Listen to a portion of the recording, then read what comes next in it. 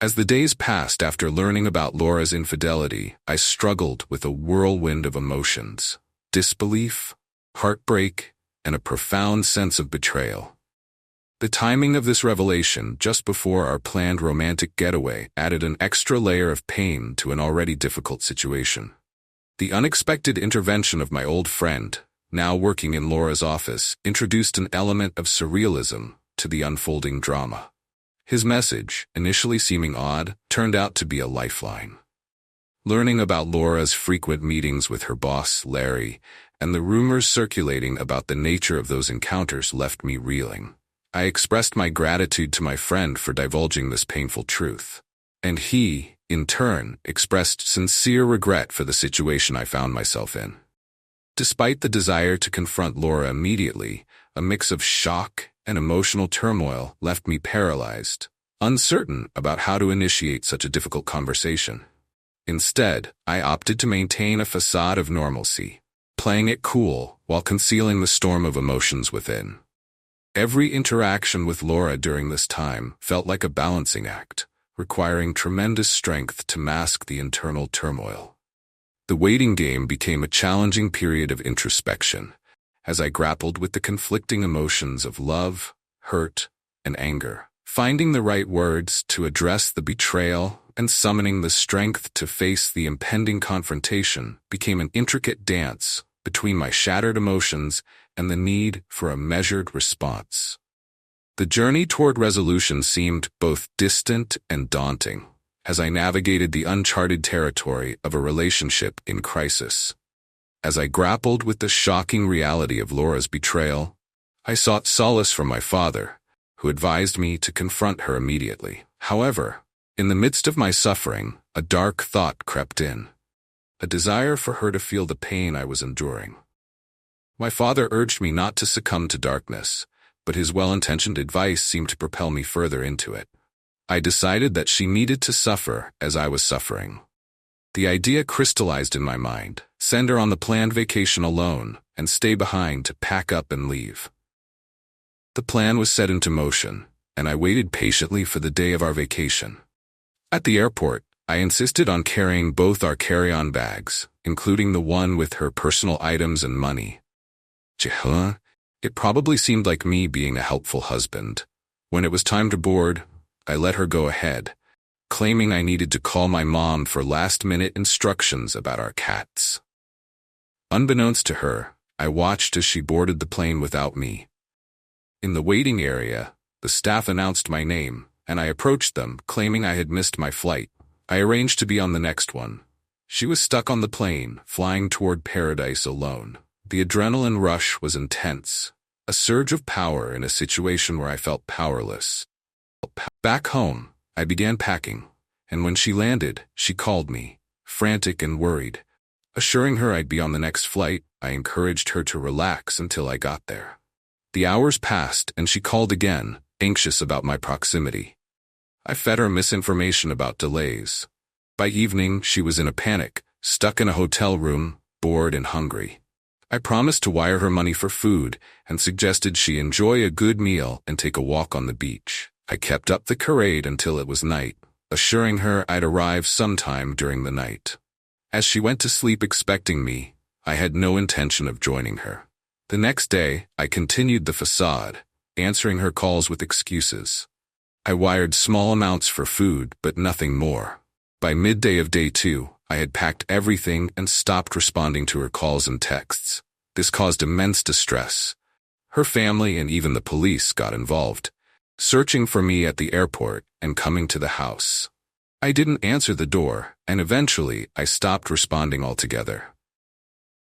I know it sounds horrible, and I apologize to my parents for not taking my dad's advice, but I believed Laura needed to suffer for hurting me so deeply.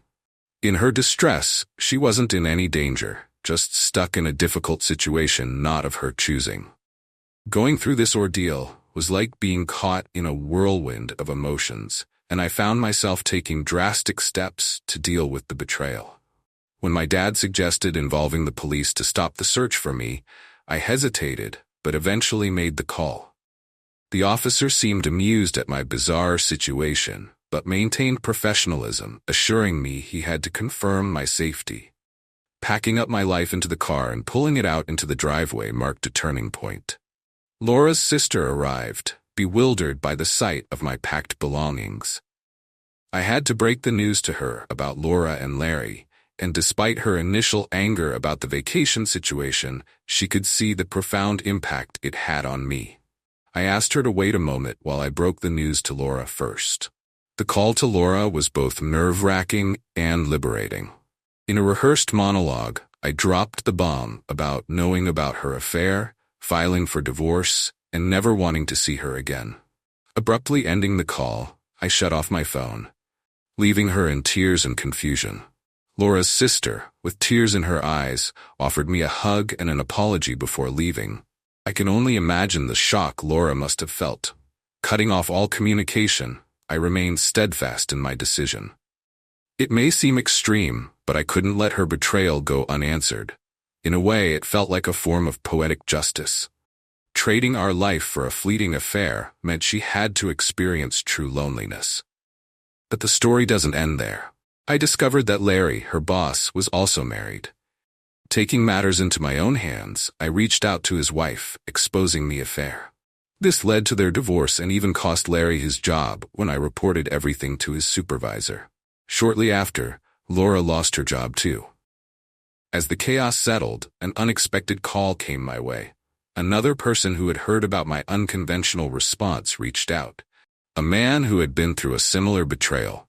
We met for coffee, sharing our experiences and finding an odd sense of therapeutic solace in our mutual heartaches. In an unexpected twist, a new and supportive friendship emerged from the wreckage. Life has a funny way of working out, and as Anand and I supported each other through the aftermath of our divorces, our connection deepened. Despite the unconventional circumstances that brought us together, we discovered commonalities beyond our shared struggles. Our friendship evolved into something more, and it felt natural and right, a testament to the mysterious workings of the universe. While Laura struggled to rebuild her life, facing job loss and the challenges of living with her parents, I heard snippets of her difficulties through the grapevine. It was evident that the life she ended up with wasn't the one she envisioned when she chose a fleeting affair over our marriage.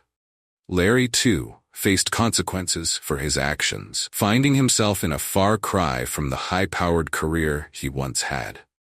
As Anand and I continued to grow closer, our friendship transformed into love.